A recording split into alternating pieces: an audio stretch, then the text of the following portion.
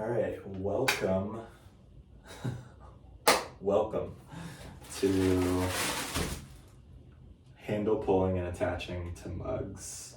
I filmed the second half of this video before the first half, and I thought, how much more useful would it be if I showed you how to pull a handle as well as attach a handle to a mug? So I'm going to show you how I pull my handles. There's so many different ways to pull handles. Everyone has their own method, and this is mine and what I've developed, over the 14 years that I've been doing pottery. This is what works best for me. So I'll start off with my clay, and I'll just rip a chunk off of this chunk. And if I weigh these out, I think they're about 0.2 pounds. And at this point I can kind of just do it by feel. So I ripped this little chunk off my ball of clay, and then I sort of just pat it around in my hands to flatten it out, because I like a flat handle. I make my handles pretty flat. That's my kind of preferred aesthetic. And if I start out my pad of clay that I'm going to be pulling my handle from already flat, it's just going to make it that much easier to continue that flat shape throughout. So this top part is what I'll be grabbing onto, and I want to make sure I keep this dry at all times so I have good leverage while I'm pulling down from this point down. This is where my handle is actually going to be formed. And this top part is just for gripping.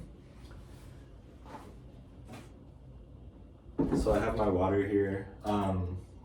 Normally I'd be pulling over the bucket of water, but for the sake of showing you how to do this, it's kind of gonna make a mess on the floor, but normally you would want to be pulling it over a bucket of water so all that excess, all the drips are gonna not be going on your floor like they will be for me. So I get my hand wet. I'll get the bottom of my handle wet too, from where I'm gonna be pulling just that base. And once I have my handle wet, you can see the line there of where the slip has kind of formed. I'll just start pulling down and rotating every 2 or 3 pulls, keeping an even pressure as I do this, and using this part of my hand to pull that clay down. And you'll feel it start to grow as you continue to pull and rotate. You can already see it kind of taking shape, but I want it to be just a little bit longer so I have the proportions right for the mug that I'll be attaching it to. But yeah, I'm just continuing to pull down in this motion, rotating every 2 or 3 pulls until I can feel that length and the overall thickness of the handle feels the same. I'm not too worried if I have a little bit of a thicker bottom. I actually kind of want that because it's going to make it have just a lot more secure of a joint at the base of your handle when you're attaching it to your mug. If you wanted to envision it already being on a mug, this would be the top here, and here's your base. So a little bit thicker of a bottom is preferred in this case, just to make it that much stronger. At this point, I have my handle all pulled, and I would just set it on a wear board or, this piece of plaster, and I would set it and let it firm up.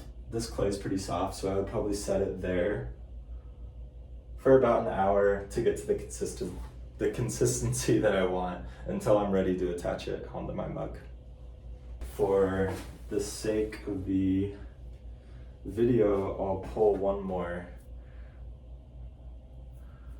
kind of quickly. So I ripped off just a little chunk off of this ball of clay, taking it in between my 2 palms and flattening it and just beating it around until I get a nice kind of flat shape,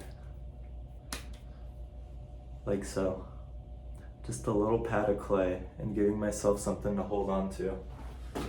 Then I'll dip that bottom part and get it nice and wet, and get my hand nice and wet as well.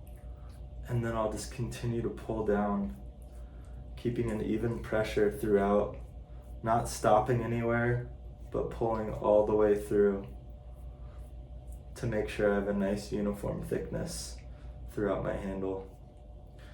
This clay's pretty wet, so I only really had to dip my hand once, and the slip from my hand is giving me enough kind of like, there's enough of a barrier of slip on there that I can just wet my hand once and keep pulling down.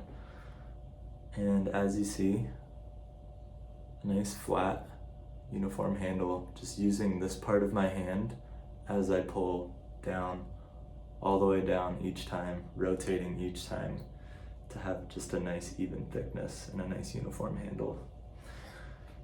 And then I would let it set up like the last one on a wear board. In this case, I'll kind of show you how I pressed it down onto this board, and I'll let it firm up in that kind of like handle shape already.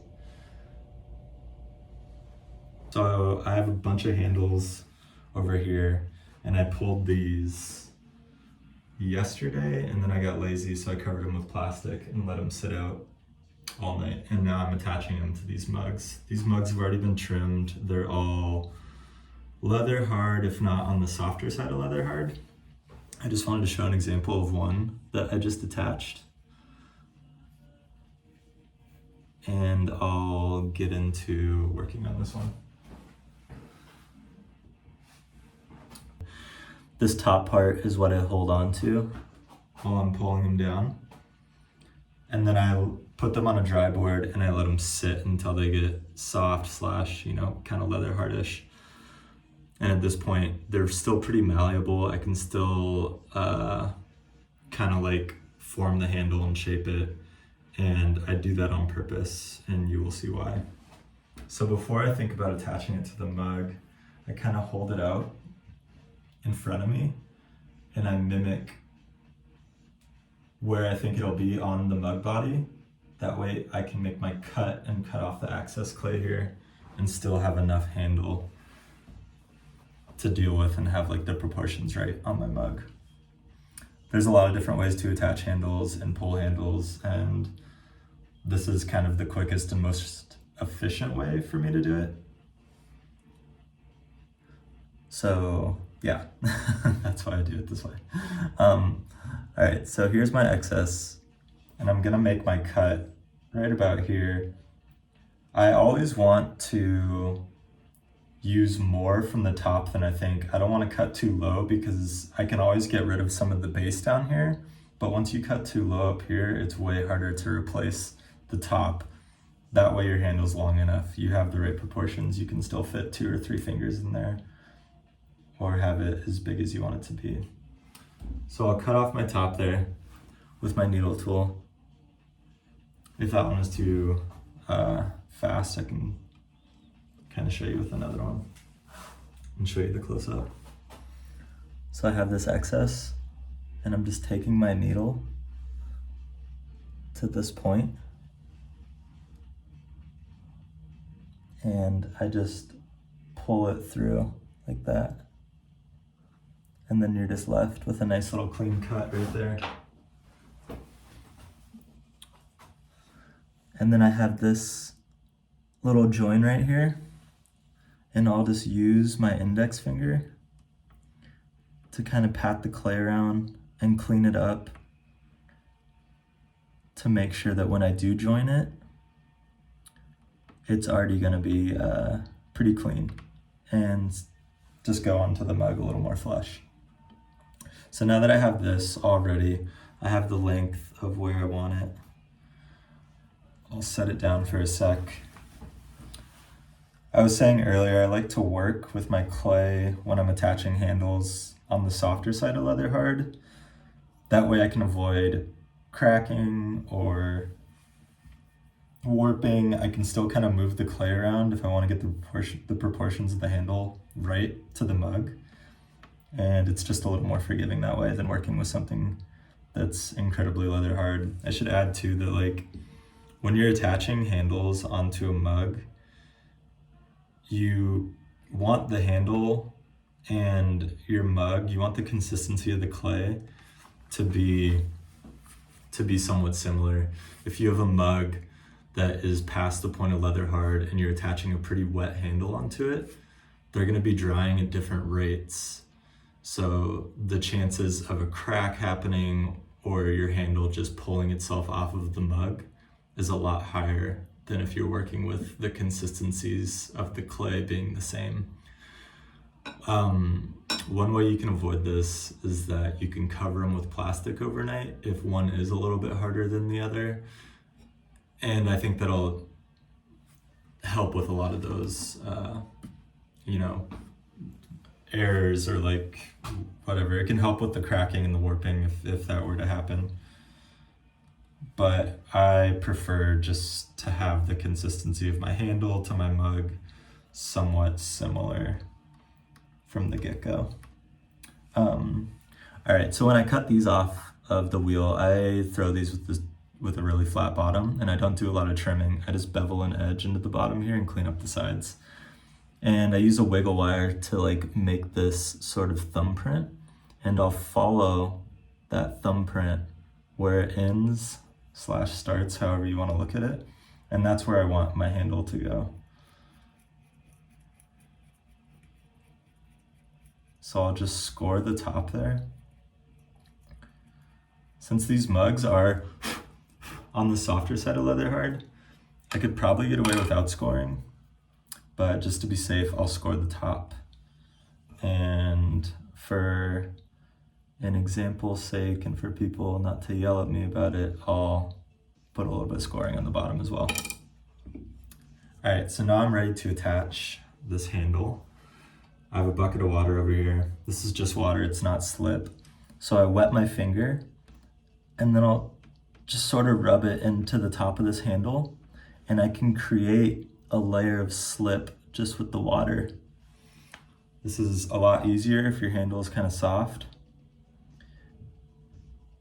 And I'll just follow suit on the bottom here. So now, where I scored, I'm gonna take my handle with my thumb and the top of it, and this finger resting on the bottom to brace it. And I'm just pressing it into my mug, using this thumb to create a thumbprint into the handle and giving it this little notch as if you're already holding on to it. And at this point, the handle's secure on there. It's not really gonna go anywhere. I'll just go back over the edges with my fingers and press those into there and kind of make sure that joint is good.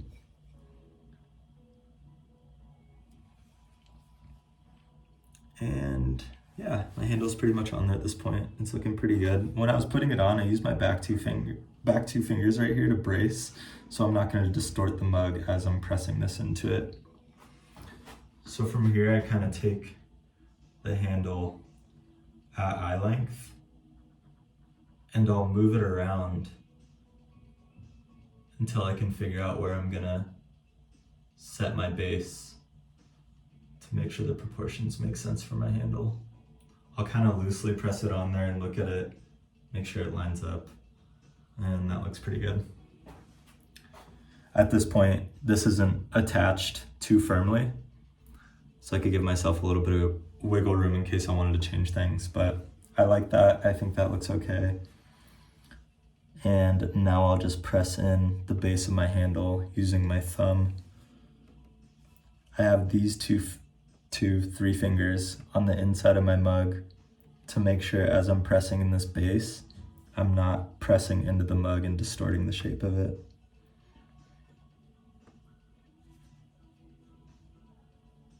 Just pressing down, getting a nice little clean area for my maker's mark to go. I prefer this method because in my experience, if a handle is going to break, it's usually going to be down here at this join. So I like it to be kind of thick right there. I like there to be a decent amount of clay to make sure that will not happen. So you can see the excess here. And I'll just take my needle tool and cut away that excess with my needle.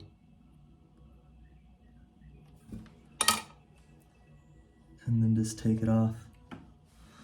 Now you'll see there, I have that little line.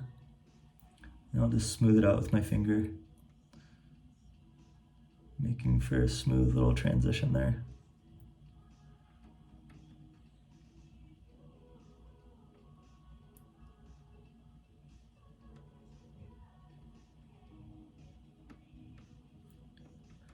And I'm pretty happy with that.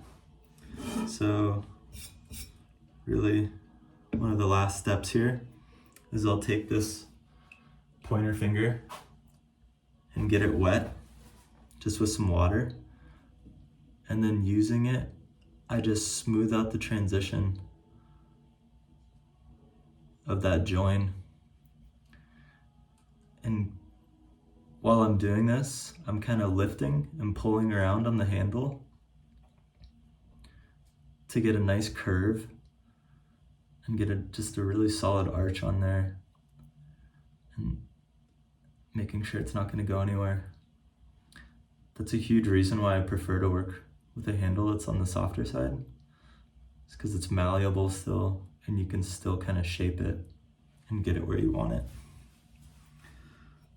So it's pretty much done at this point. I'm happy with that curve that I have on there. You can see the inside. I smoothed that all out. Where I was pressing my thumb, I just had it, giving me just a nice clean area to work with. So once I take my maker's mark, I'll just press it in there, really securing that base of the handle into the mug. And there you go. You can see the top there. There's kind of an indent from my thumb, and once it's all fired, it just makes for a really comfy handle.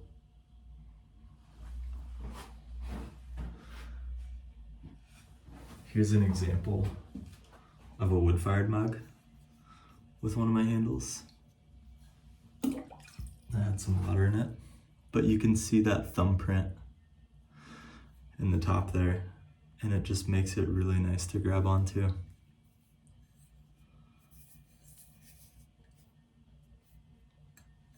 Yeah. Thanks for watching. Hopefully my voice isn't too echoey in here, and I hope that's helpful.